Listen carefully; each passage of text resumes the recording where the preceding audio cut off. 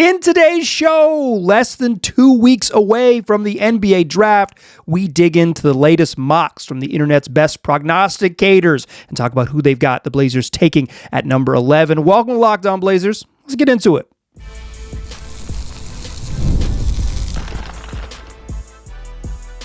You are Locked On Trailblazers, your daily Portland Trailblazers podcast, part of the Locked On Podcast Network. Your team every day. What's up, world? It's your past first point guard and Trailblazers reporter, Mike Richmond. You are listening to another episode of Locked On Blazers, part of the Locked On Podcast Network, available wherever you get podcasts and also on YouTube. Coming at you each and every weekday, Monday through Friday, so make it a part of your daily routine. Make it your first listen. Tell your friends to do the same. It's Locked On Blazers, your team every day.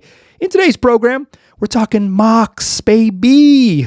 We are less than 2 weeks away from the NBA draft, and I have surveyed the latest mock drafts from the internet's foremost prognosticators to bring you all of the meaningful predictions about what the Blazers will do with the number 11 pick in the NBA draft. We'll run through each of those selections, and I'll give you my takes on the names that pop up.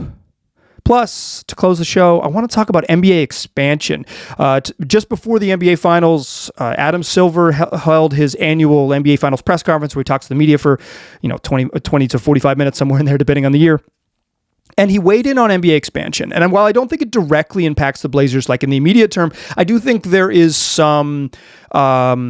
there's some relevance to the Blazers' current situation that maybe the presumed inevitability of expansion not being so inevitable is at least worth exploring a little bit. That's what we'll do to close the show. But we're going to spend the bulk of today's program, Friday show, Friday, June 13th. Thanks for rocking with me. Welcome to Friday the 13th.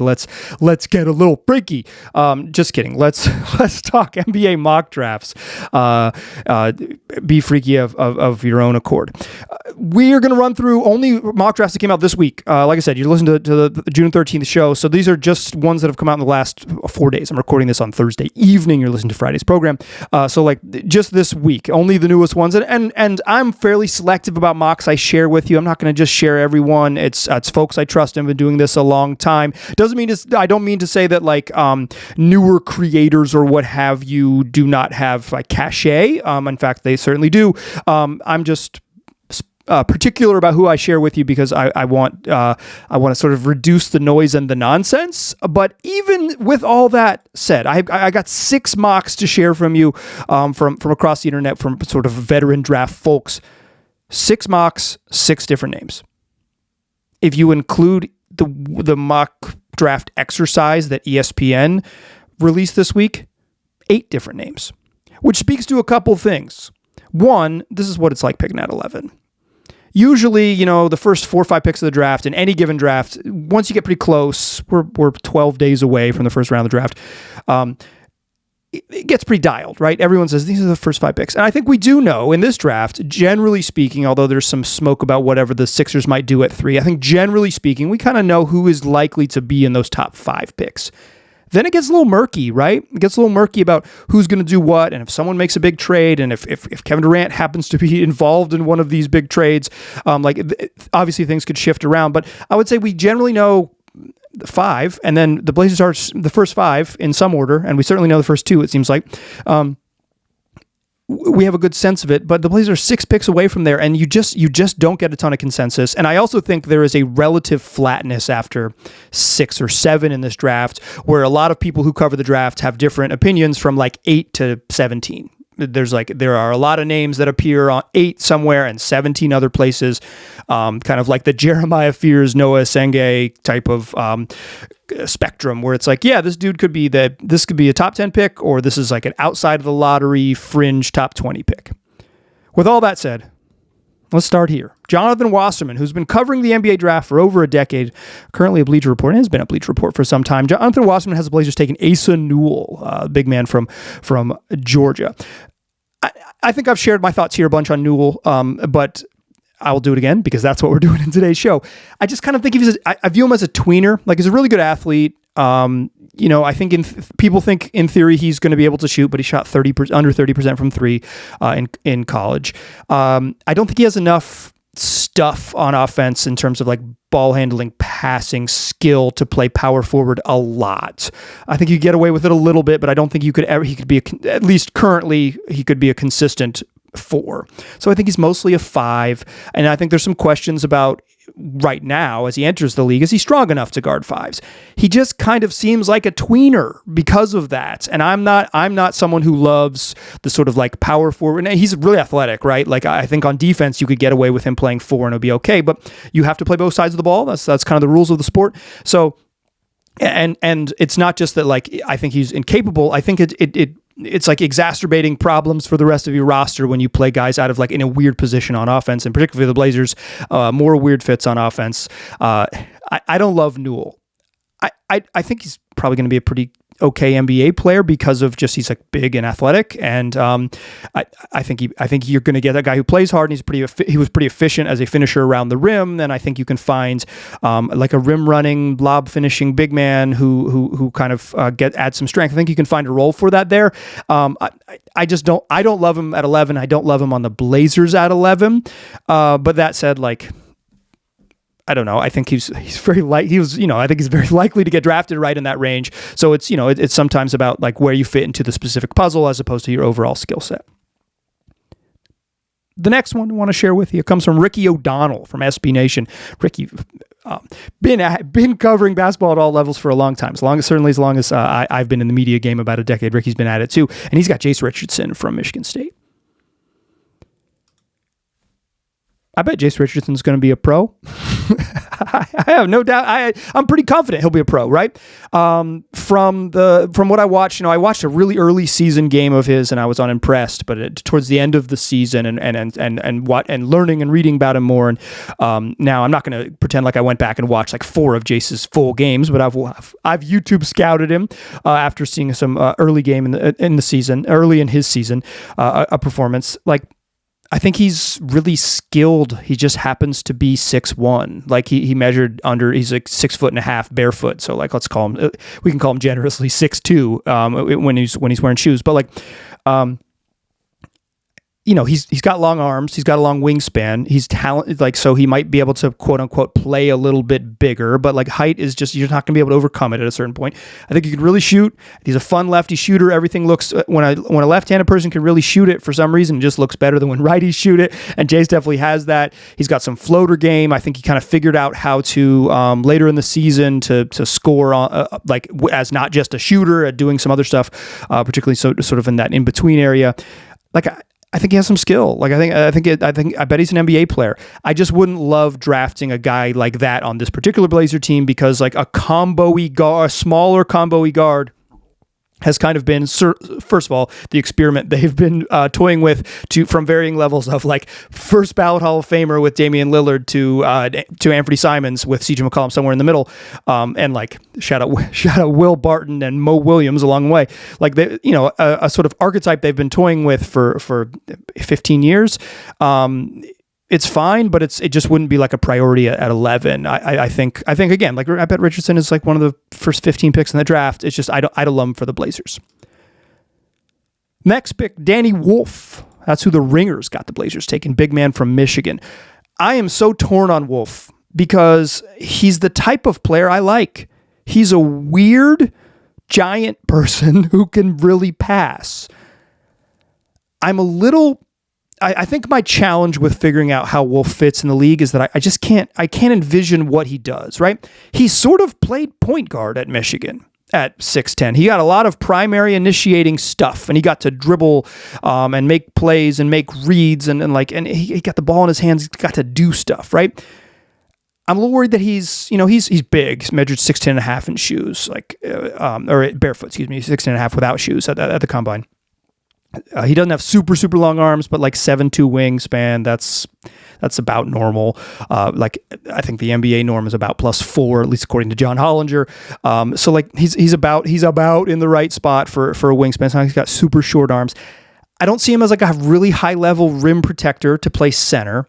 I don't think he's really physical. I know he rebounded well in college. Like I believe he led the Big Ten in rebounding this year, but I don't see him when I've watched him as like this super physical guy who's going to crush the boards in the league. I saw him as a guy who got to do a lot of grab and go offensive rebounds. the rebounding or defense rebounds and then get out of there. Like, I worry about it. Maybe not the sort of the raw rebounding numbers, but the physicality, like valuable rebounds. But after he grabs those sort of free range defensive boards and runs the other way and moves in transition, handling the ball, that's when it gets so fun and intriguing, right? So while I'm worried about him as like, is he a true center as a rim protector? Is he enough of a shooter to be like a fun perimeter player? Is he physical enough to be a high level rebounder and play five? Or like, you know, can you just like put, or is that like, or is he a backup, right? Because if you don't protect the rim and you don't rebound, it's hard to play a bunch of minutes at center. But I know this.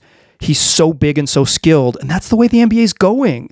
You know, I think the myth of small ball, like that being the revolution, kind of died with the Warriors dynasty. They were a team that could specifically do it. The Rockets mimicked it very well, but that kind of era has passed us. Being really big and really skilled is valuable. You know, skill is just the dribble pass shoot stuff is what people want at every position. And if you can dribble pass shoot and be big, there's some real intrigue. Danny Wolf is 6'11" with about as good a handle as anyone you're going to see at that size. He turned the ball over a lot in college, but it's like he's probably not going to be a main primary guy, but it's like can handle, can pass at his size. That's NBA skill, right? I don't think he would be my pick at 11, but I was lower on him before. The more I've kind of leaned into learning about him during this draft process, I am more intrigued by him, but I'm still not fully sold. I got 3 more names to share with you because that's what we do. Everyone has a different guy. I know that I've mentioned that I don't like any of these guys as like my number one sort of target here. There's some guys I like more. I'll share them with you in the second segment that the other mocks have headed the Blazers' way. Join me in that second segment, won't ya? First, though, I want to tell you that today's program is brought to you by OLIPOP. That's right. It's the alternative for soda drinkers. If you are a regular soda drinker, you know you're drinking a lot of soda, and OLIPOP, you know you're drinking a lot of sugar, and OLIPOP is a new kind of soda. It's made for people who love that classic taste, but want something that supports their health. With just 2 to 5 grams of sugar and 9 grams of prebiotic fiber in every can, OLIPOP is reimagining soda in a way that's better for your gut. So, like, a Coke has 39 grams of sugar. There's 44 grams of sugar in an orange Fanta.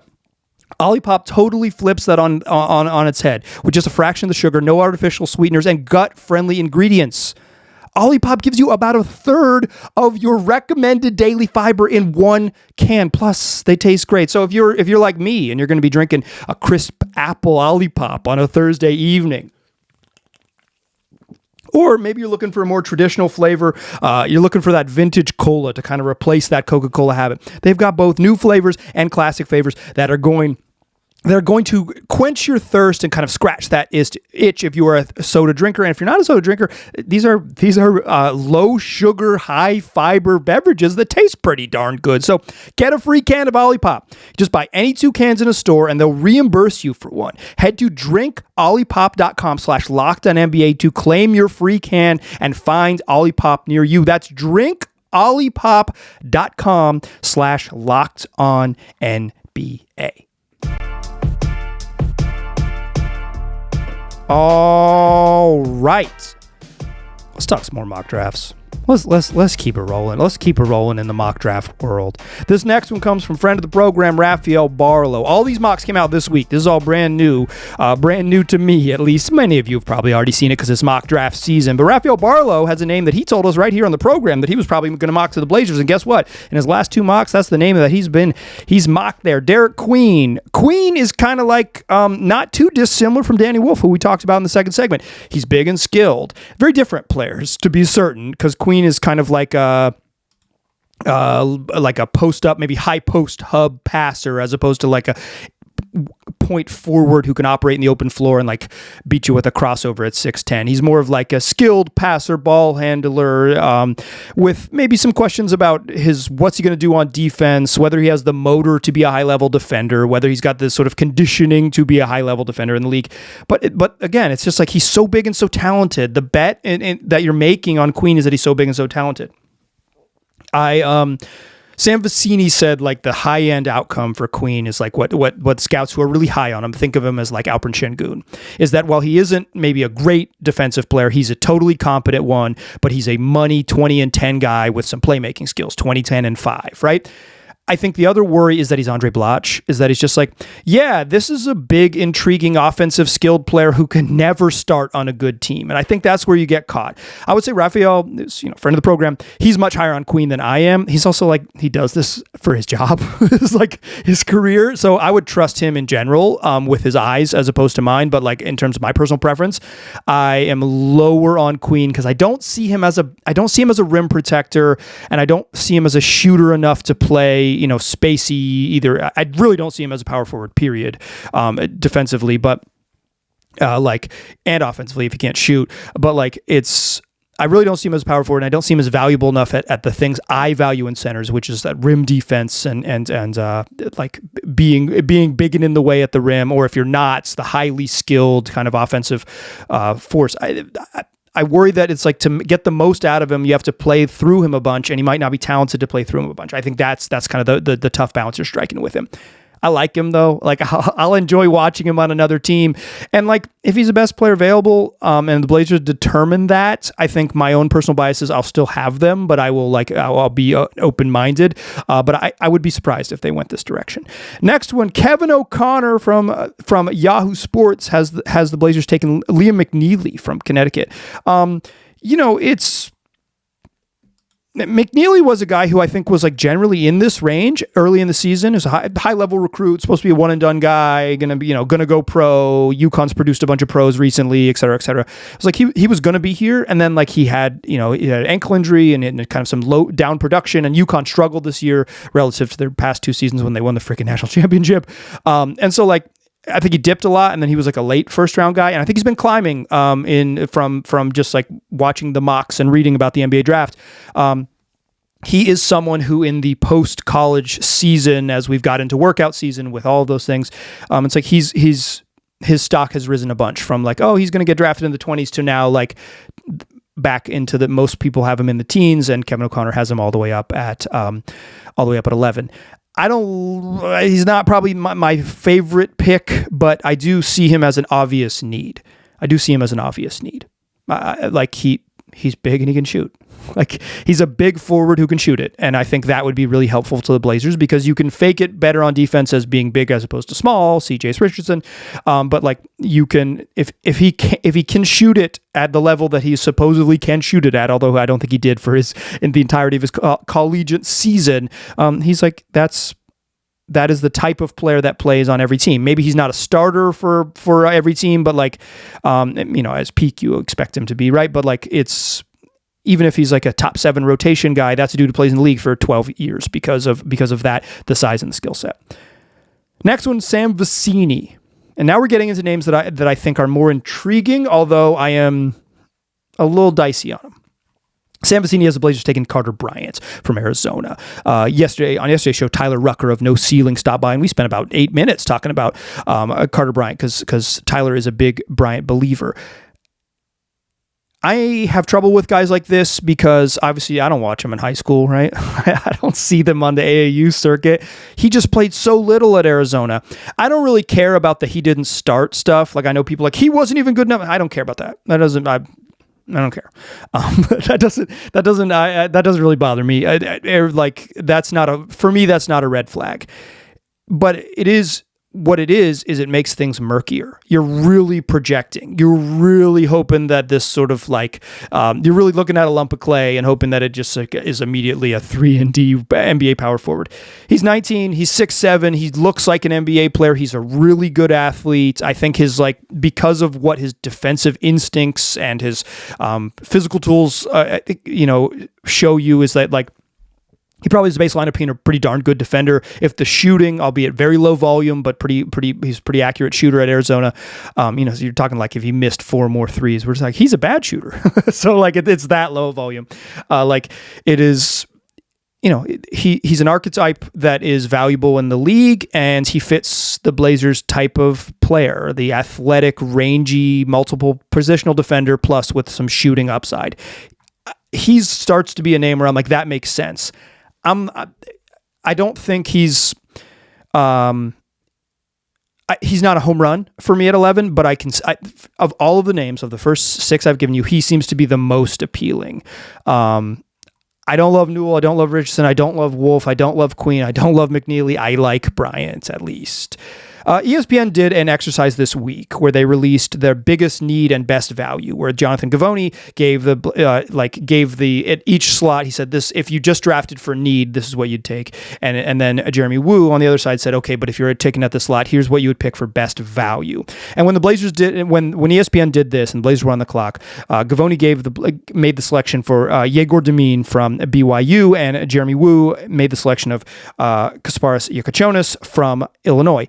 I think these 3, Bryant, Demine, and Yakachonis, along with Noah Senge, I think these are my 4 names that I like the most for the Blazers. Nobody has a Senge here, but whatever.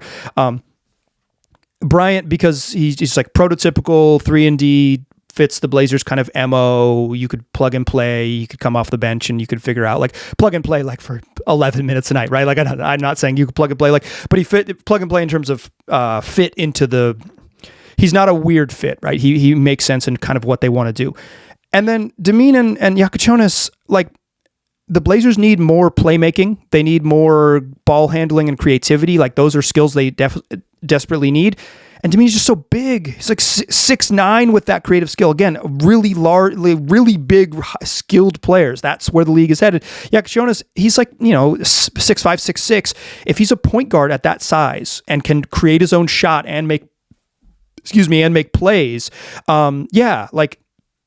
that's a really nice player. And if he's a combo guard and you have to figure out how he fits on defense, well, maybe you can get away with him playing some point with Denny Avdia and Shaedon Sharpe and sharing like some of those ball handling duties, so he doesn't have to be a primary every single time down the floor, but you still are very large and kind of benefit from his offensive upside and figure out how to hide him with Tumani and Denny and Donovan Clingan in sort of the Blazers' future lineups that I'm projecting, a year or so down the line. I like those picks. Those are the Bryant, Demine, Yakachonis, and Senge are probably the 4 names I like the best at 11. But I think it's intriguing that all of these that we 8 through mock drafts from like veteran NBA draft coverers, media types, you get 8 different names. 7 mock drafts, 8 names. Quite a world. Let's talk NBA. It's NBA expansion because Adam Silver talked about it, so we're going to as well. Join me in that third segment because basketball in Seattle, it might not be coming back that soon. Let's talk about it. First, though, I want to tell you about FanDuel. It's Friday. It's game 4 of the NBA Finals. They've been freaking electric. It's just been an awesome opening 3 games.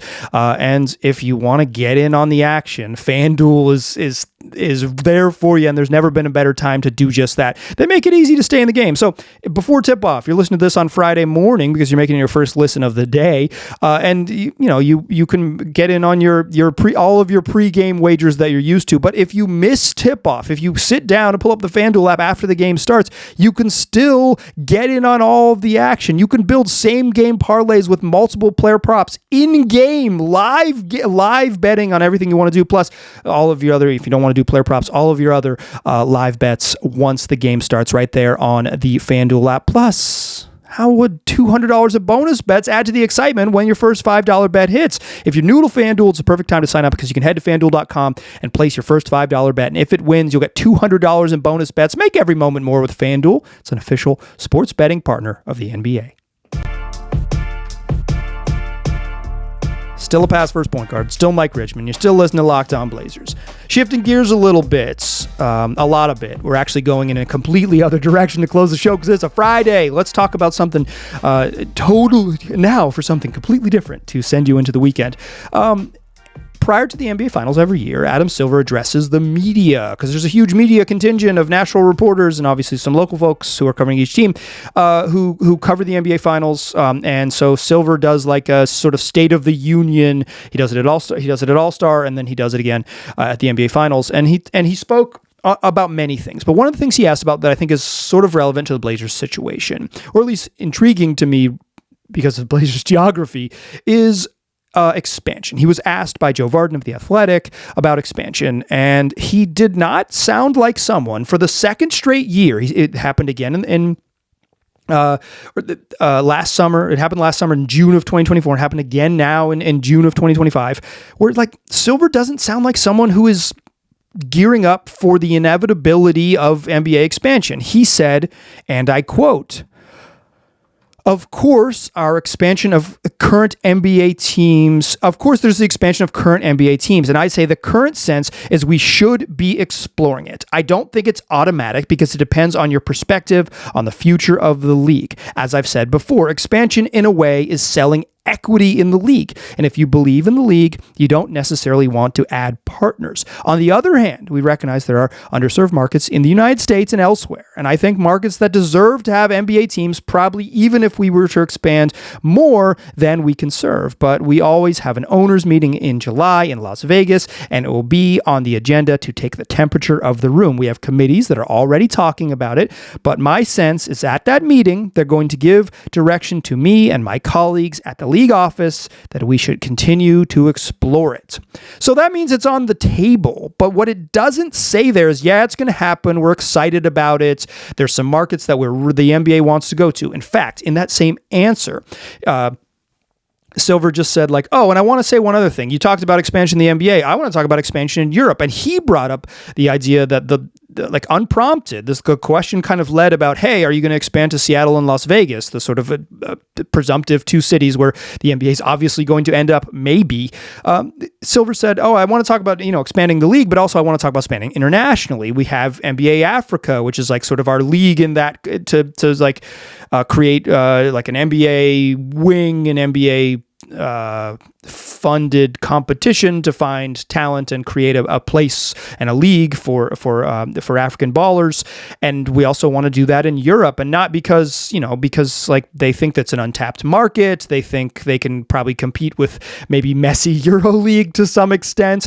And like that's the NBA's priority. Europe seems to be much more a priority. And I don't think it would be like having the London Lions play in the NBA. It would be having like a NBA junior circuit that plays in Europe, competes with EuroLeague, competes with EuroCup, and is a feeder league to the NBA, and also like another TV product, et cetera, and a place where they can make some money without diluting the NBA. But what Silver is really saying in this comment is that